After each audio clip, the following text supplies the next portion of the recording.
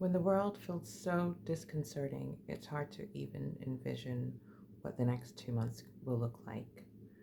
I don't know about you all, but for me, if I could shake this magic 8 ball and have it tell me what what is coming, I'd feel probably a lot more comfortable right now.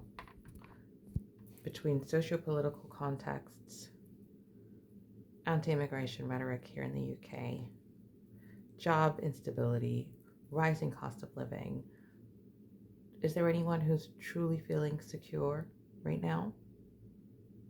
Anyone.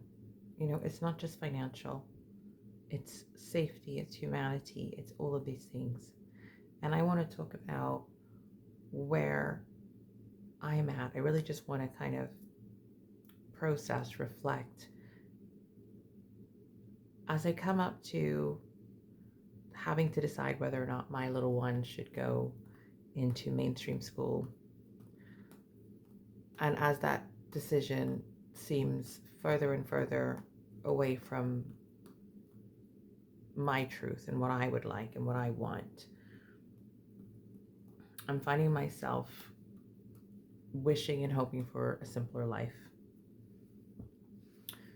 So let's talk about it. Here in the UK in April,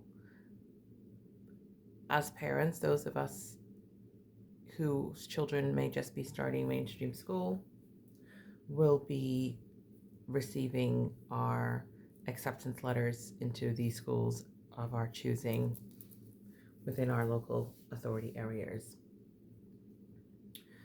Now, whilst I've already deferred my daughter, she was meant to start last September, of which I was still in the, decision-making phase of whether or not this was something that we wanted as a family for our children.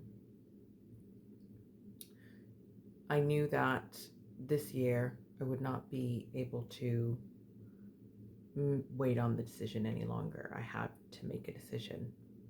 Now, of course, with the new Children's Health and Wellbeing bill, changes are coming in for home educating parents. There's going to be a register. There's going to be a lot more local authority power in terms of the way in which we may educate our children. I understand within the home educating community that that is something that has been long advocated against.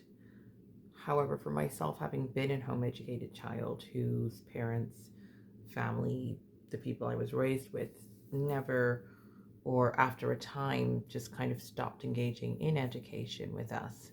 And of course, I was in a tumultuous situation. I have learned that actually,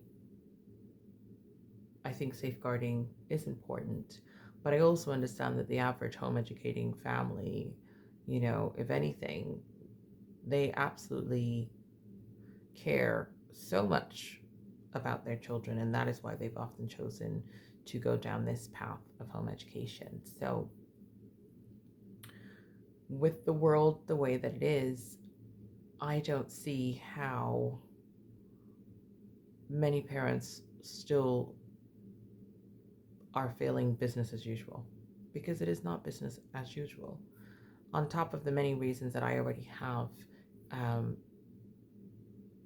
specifically as a Black woman raising multiracial children, in why I would not want my children to go into the UK education system in the current climate that we're living in, where there is anti-immigration and racism all around us every day.